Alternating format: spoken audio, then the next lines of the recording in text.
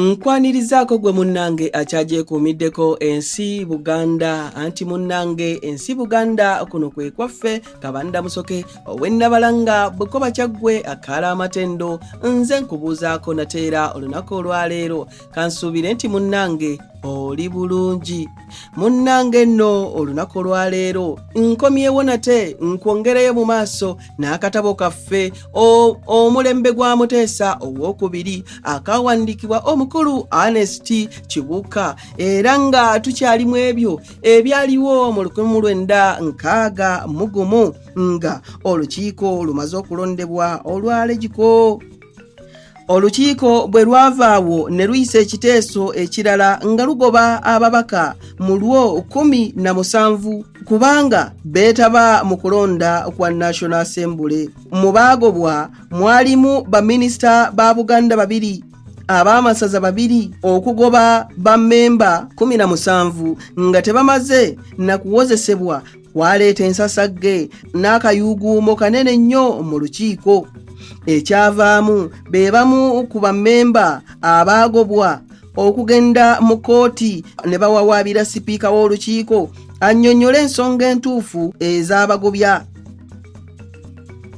Newankubadde nga Kabaka yali takyasuubirwa kubeera mu lwokaano lwa byabufuzi, naye bwe yalaba ng'olukiiko luli mu muvuyo bwe gutyo ne yeesowolayo okutaasa gavumenti n'abantu baleme kudda mu kuneneŋŋana bokka na bokka.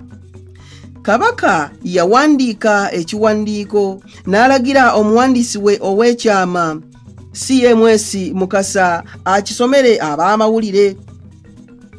Kabaka yawa amagezi nti abakiise b'olukiiko abaali bayimiriziddwa basaana okukomawo mu lukiiko amangu n'embiro, n'emisango egyali giwawaabiddwa sipiika EM Kalule giggyibweyo mu kkooti bunnambiro kubanga yategeeza nga bwe yali omweraliikirivu ennyo okulaba entabagano ennungi eyalingawo mu bantu ng'egenda eggwaawo buggwi. Bw'atyo yakubiriza abantu bonna okukomya omuze ogw'okuyombayombanga ogusobola okubanafuyanga eggwanga. Kya bulijjo Kabaka okwogera abantu be ne bamuwuliriza oba ne bamuwulira era ne ku luno bwe gwali. Bo mikwano gya Buganda nabo baagezaako okubaako ne kye bakola okutereeza embeera. Mu bano mwalimu Dr. Godfrey Fisher, Archbishop w'e Canterbury eyali akyaddeko mu Uganda mu mwezi gwa April 1961 era eyakola ennyo mu kukomyawo Muteesa okuva mu buwaŋŋanguse mu 1955. Yagenda e Mengo n'alaba Kabaka era ne baminisita be.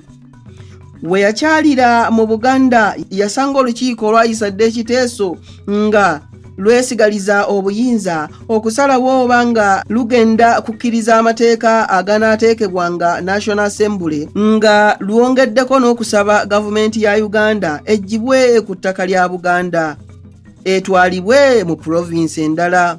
Munnange Dr. Fisher yakolokota nnyo engeri ebyobufuzi bwa Buganda gye byali biddukanyizibwamu mu ngeri ezo. Mu nsanja ezo yabakalaatira baleme kuguggubira ku bya Buganda kweyawula ku Uganda era n'abawa amagezi okwetaba mu nteeseganya zonna eziribaawo ne Bungereza ku by'okukuza obufuzi bwa Uganda ne Buganda. Era awo ebyobufuzi we byali bituuse akakiiko ka Lord Munster okutuula okukubiriza n'okuwa amagezi ku ngeri ya gavumenti esaanira Uganda n'enkolagana esaanira okubaawo wakati wa gavumenti enkuumi, Obwakabaka n'obufuzi obulala ebyali mu Uganda. Gavumenti ya Queen yalinga ey'akazuuku k'obuzuukusi mu tulo n'eraba ng'esaanidde okuwa abantu ba Uganda obwetwaze bwabwe amangu okusinga bwe yali erowoozezza emabegako.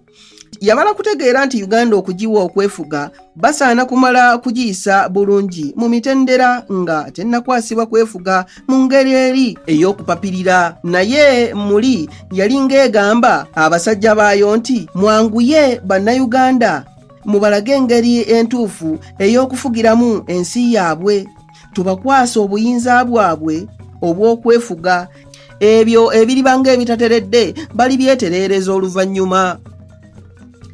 Emitendera gye balina okuyisaamu Uganda nga tennatuuka ku kwefuga gye gino. Ogusooka, Legiko baalaba nga bateekwa baluteeke ku nkola eya demokulaasi ng'ababaka abalondebwa obutereevu abantu be basingamu obungi. Ensonga ey'okubiri, n'olukiiko lwa Buganda olwatuulangamu abaami bokka nalwo lukyusibwe. Ababaka b'abantu be baba basingamu obungi. Ekyokusatu, Uganda okugiyisa mu kiseera ekiyitibwa gavumenti ey'omunda, internal self-government, baleke nga yeefugira wamu mu gavumenti ey'ekipooli giyite unitary government. Gavumenti enkuumi bwe yalaba ng'okwefuga kwa Uganda kugikutte mavumbavumba n'esaba gavumenti ya Bungereza erondebwa obukiiko olw'okugiwa amagezi ku bya Uganda eyeefuga nga bweriba, naddala ku by'enkolagana wakati wa gavumenti zombi eya Uganda n'eya Buganda, saako n'enkiiko ezaalingawo era okwongera okuteesa ku bya constitution. Ezimu ku nkiiko ezaaliwo nga Uganda esemberera okwefuga ze zino: Constitutional Committee akaakola alipoota eyitibwa eya World, The World Report 1959, Uganda Relationships Commission akaakola alipoota eyitibwa The Munster Report 1961, The Uganda Constitutional Conference eyali mu London mu Okitoba wa 1961, ne The Uganda Independence Conference eyaliwo mu London mu Juni wa 1962. Akakiiko ka Munster okuva mu Maachi wa 1961 okutuukira ddala mu Juni ke kaasinga okwogera Buganda byewulira eby'okugiwa enfuga eya federo.